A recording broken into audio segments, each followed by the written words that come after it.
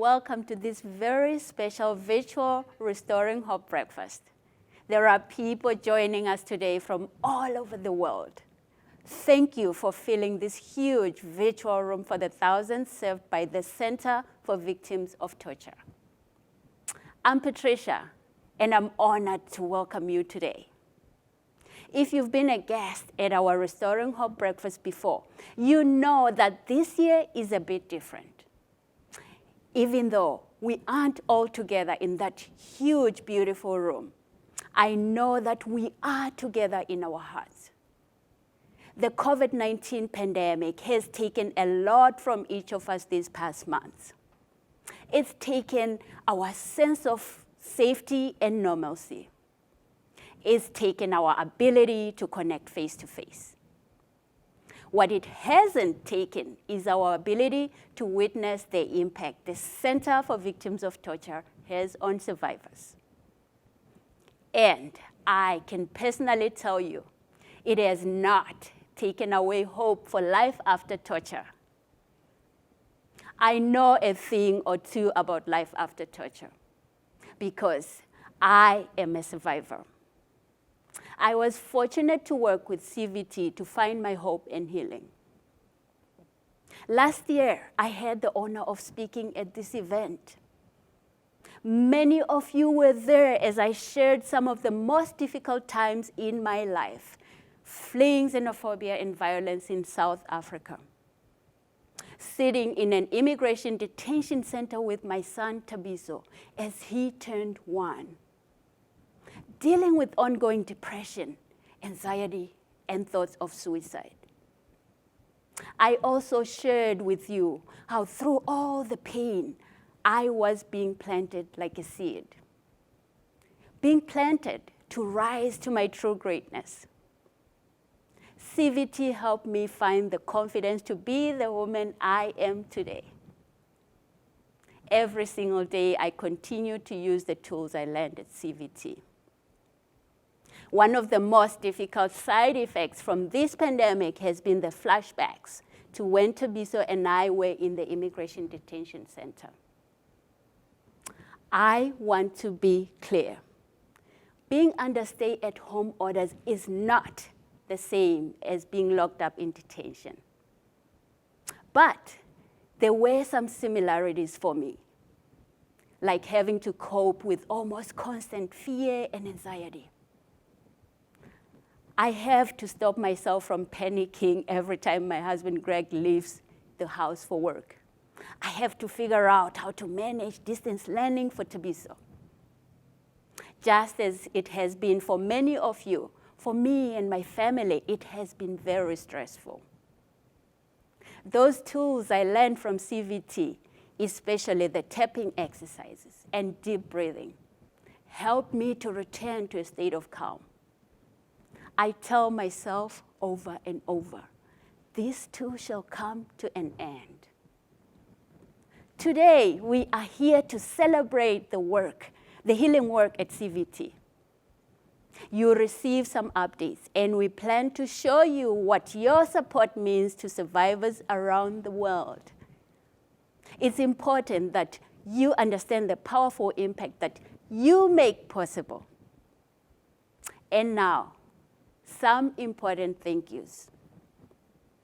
Even though we can't hear you clapping, go ahead and clap anyway. And you can also show your appreciation by typing into the chat box. I'm so excited to share with you a very special guest we have joining us today, Vice President Walter Mondale. Mr. Mondale, you have been a true friend to CVT for many years, and we are honored to have you join us today. Some of the most important people in our big virtual room are today's table captains. Without you, table captains, this event isn't possible. Thank you for inviting people who are passionate and ready to learn more about the Center for Victims of Torture. Today's sponsors made it possible to hold this event in this studio. Socially distanced, so you can be right there in your home our office safe and relaxed.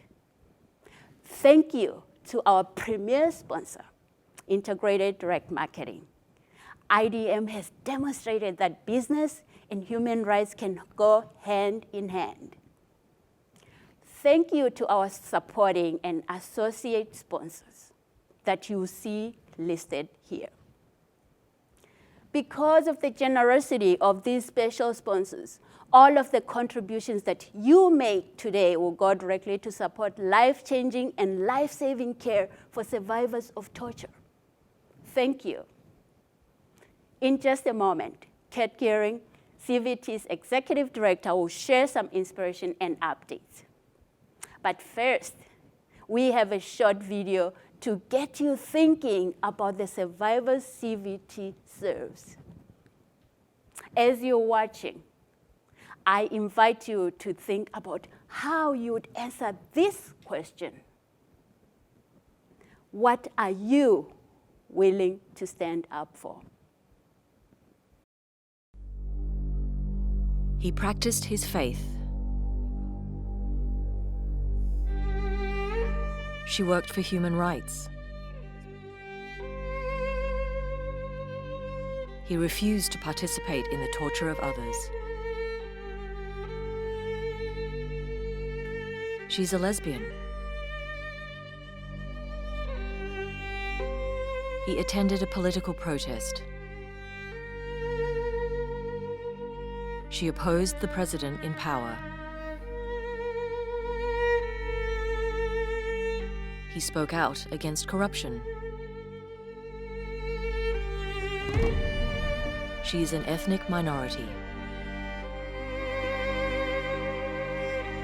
He organized for human rights.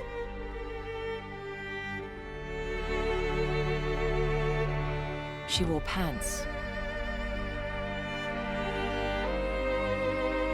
These survivors stood up for who they are and what they believed. For that, they were tortured. Will you stand up for them?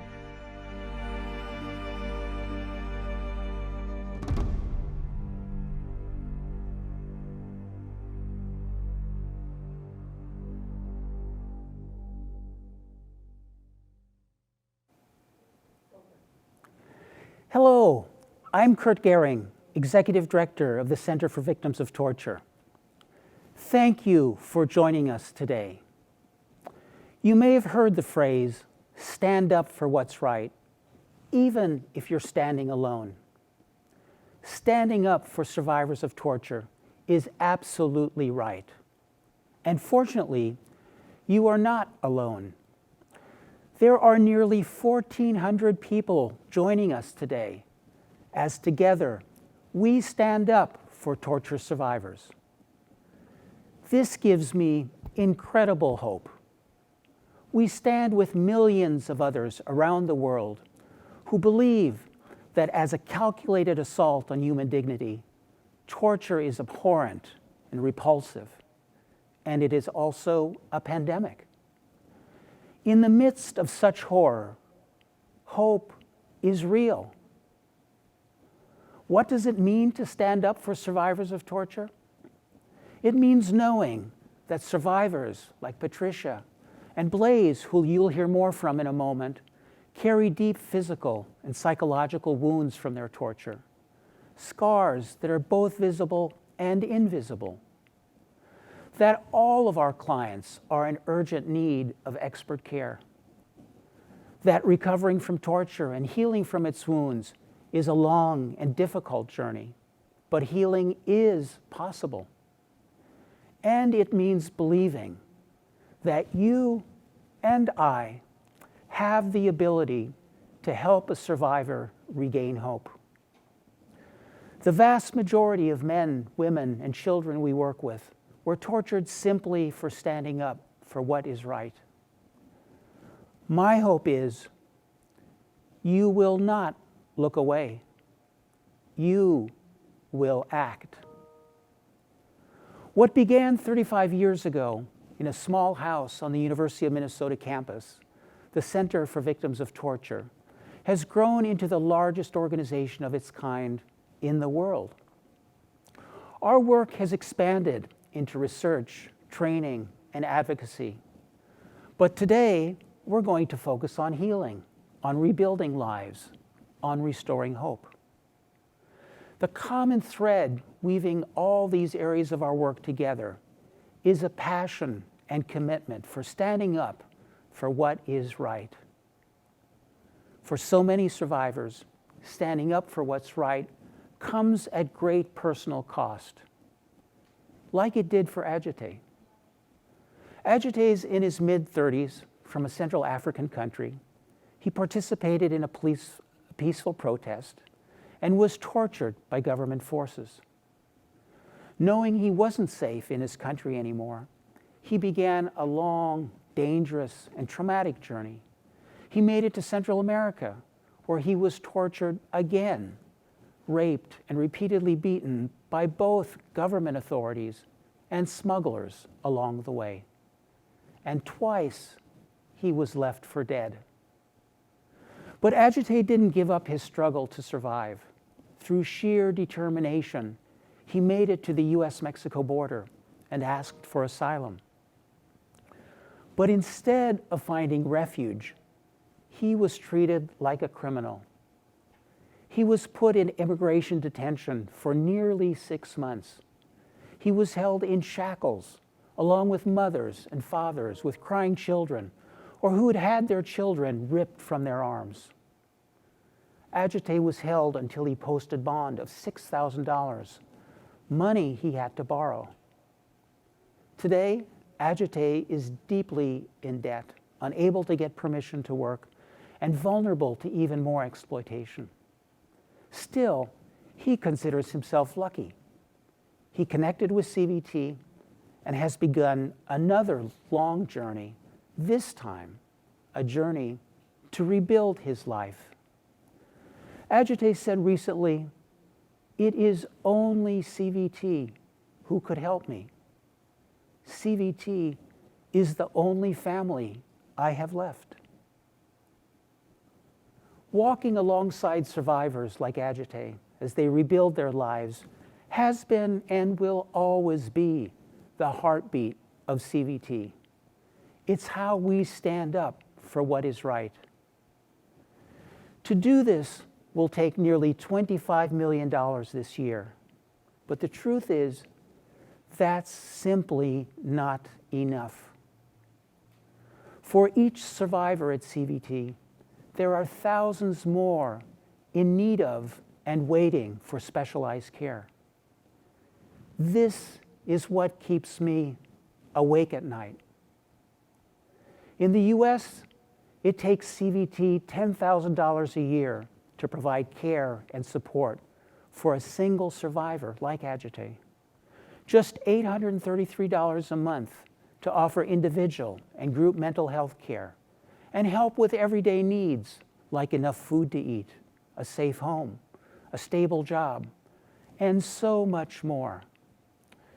Your giving makes up about $5 million of the $25 million that keeps CVT running. And when we increase that $5 million to $7 million or even $10 million, here's what our future holds. A future where we will say yes to many more survivors in more places around the world. And a future where eventually our dream of a world free from torture is finally a reality. To achieve this future, it takes all of us to believe and act.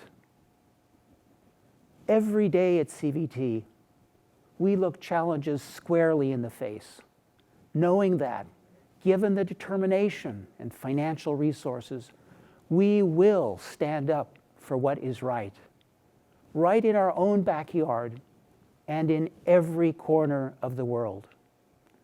And these challenges have never, ever been greater than this very moment. While there are too many days when the values we hold most dear are under relentless attack, I find hope in people like Blaize and Patricia. Hope is what inspires courage to take on our greatest challenges. Hope allows us to move forward together. Hope is not up for debate. There is only hope.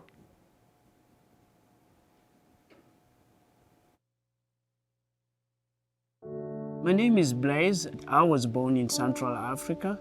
I was born in Congo. When I was done with my high school, Congo was going to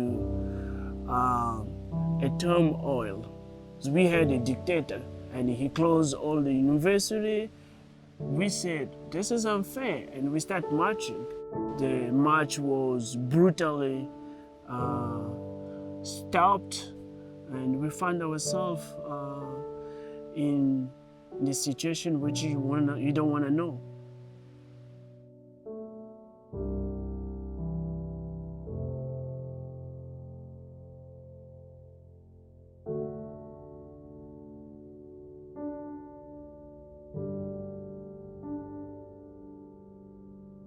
I thought that South Africa was a place for me to make my dream become possible.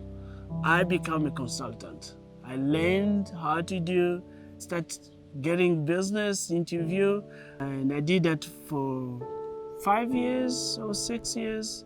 And then I had a bit of money, which helped me to get married. I had a very successful life.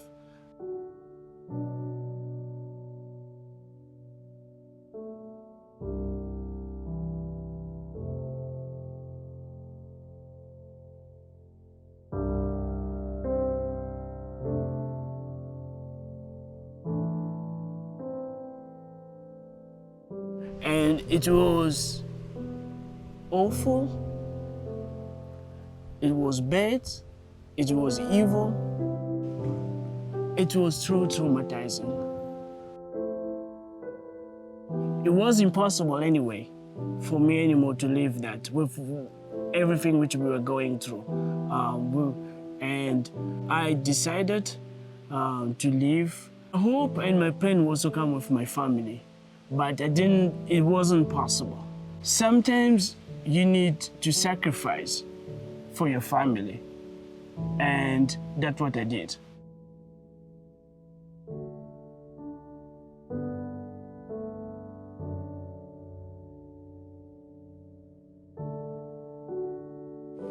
You just land in a place where you don't even know what's life look like tomorrow.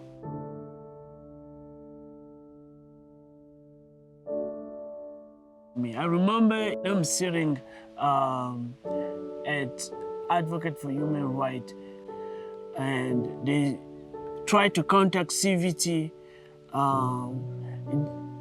It was not possible because the list was full.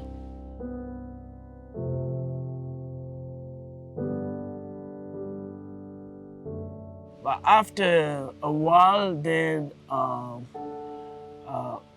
I had a call, which they told me that they've managed to find a place for you.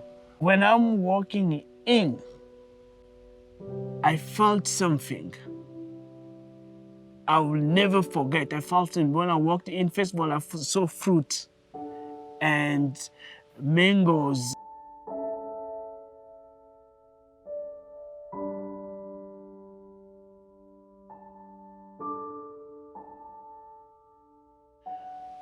After the interview, I started getting food.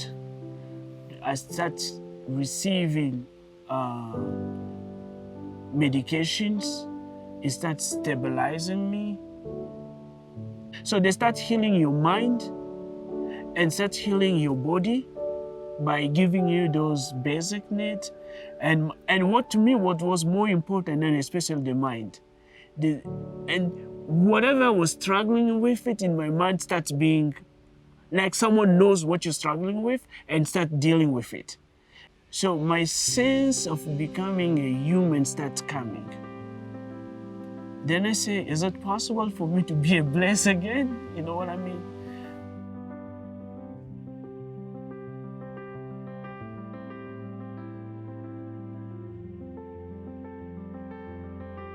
I remember that day, which I had to go for the asylum interview.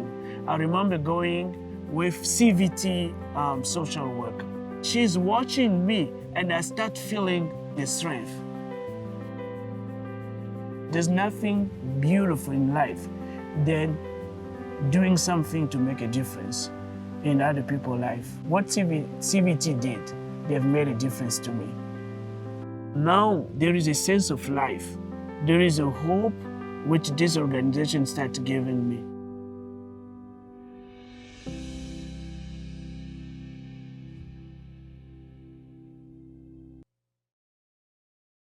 Hello, I'm honored to be with you today.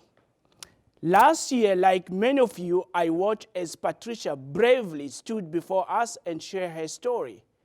I knew then that I wanted to do the same. Of everything, I'm grateful to CVT for, helping to find the courage to dream again is the top of the list. Speaking with you today, one of my dreams is come true. Life has been tough for me, but looking back, I see so many places where, because of compassion of others, I was never really alone. I have crossed paths with many good Samaritans along my journey. Their kindness helped me to get the support I needed. You may all be strange to me, but we are connected by CVT. You and I are here today because we know in our heart, torture is not right, and we want to do something about it. On the day I graduated from CVT, I went for my final counseling session wearing a suit. In the waiting room, we were 4 survivors dressed in the clothes that has been given to them. One young man looked just like I did when I first came to CVT. His eyes were down, his shoulder hunched as though he was carrying the weight of the world on his back. I could feel how weary he was. I gently asked him why he came here. He started telling me his story in French. And do you know what? He was from the Congo too. I quietly cried as he told me in a low voice about how he had been beaten and felt fear through his entire body.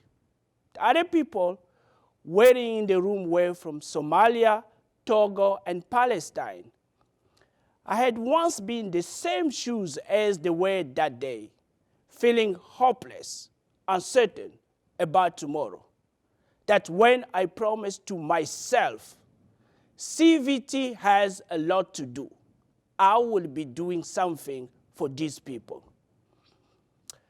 I was first tortured more than 20 years ago, and what happened to me still happened today and all over the world. So, when I took my graduation certificate, I said to my social worker, this is not the end for me and CVT. It's the beginning of something. I will do what I can so that those men and women in the waiting room will not be forgotten. Thanks for CVT. I'm keeping a promise I made to myself. I'm so happy to tell you that the new Congolese government has approved my foundation, the Masinga Foundation. One of the pillars of the foundation will focus on assisting people who were tortured for standing up for what is right. So happy news. I'll graduate this fall with my degree in business and community development from Metro State University. And even more happy news. My wife and I reunited after 4 years of being separated. We are so happy being back together, raising our children in Minnesota. I'm here to show you how CVT helped save life. Because coming to CVT saved my life. When there is a waiting list, it doesn't mean that CVT doesn't want to help. It means they don't have the resources to say yes to everyone. Today, we can make sure no one else has to wait like I did. We can each do a bit more, and we must, because there is another person behind me and another behind that person. I believe we must make a difference so that when our time is up, we can look and see, okay, I did something for someone. By being here today, you are standing up for what is right. CVT is a journey. Healing is a journey that will take you as long as I am living. My dream, my mission is to make sure that this organization, the Center for Victims of Torture, keeps being able to do what they are doing. Thank you for being here today to help make my dream come true.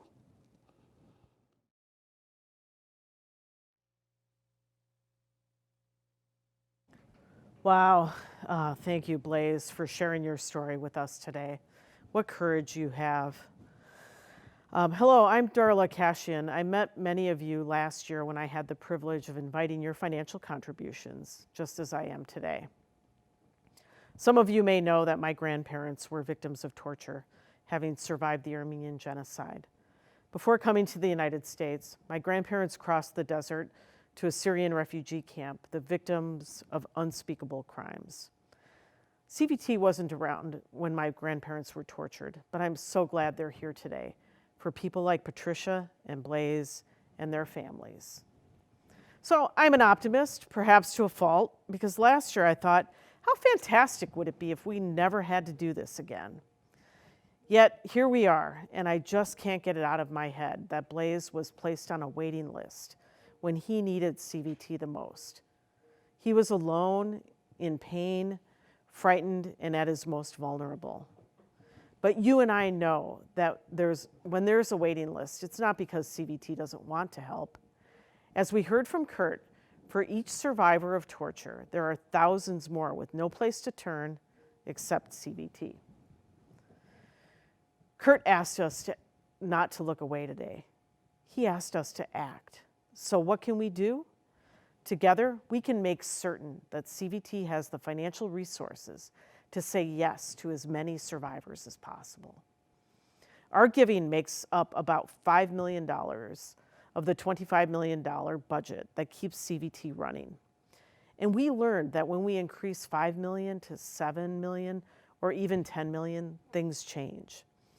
CVT will be able to say yes to thousands more survivors in more places around the world. And eventually, when CVT is able to do all that is needed, our dream of a world free from torture may finally become a reality. To achieve this future, it takes all of us to believe and act. To inspire all of us to act today, a passionate group of CVT supporters have made a $175,000 matching gift contribution. I am so grateful to each one of these donors. They're sending a clear message. We stand for human rights. And now it's time for us to join them. So here's how the match works. The $175,000 matching gift applies to anyone who joins our Restoring Hope Society or anyone who renews or extends their current pledge. I know you're eager to help survivors get their lives back, and I promise you that in just a moment, a link will appear on your screen so you can take thoughtful action and make your contribution. But first, I want to personally invite each of you to join me as a member of the Restoring Hope Society. So what is it? It's a group of passionate people who stand up for what is right. People who pledge an annual contribution of $1,000 a year for 5 years. So here's how the 3 levels of giving in the Restoring Hope Society work. $1,000 a year for 5 years makes it possible for Zainab, a torture survivor in Jordan, to receive physical therapy.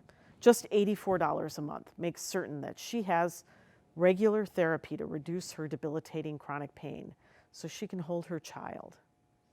$5,000 a year for 5 years covers the cost of group therapy for Comey and 9 other survivors of torture in Kenya, where they'll learn that they're not alone and torture is not the end of their story.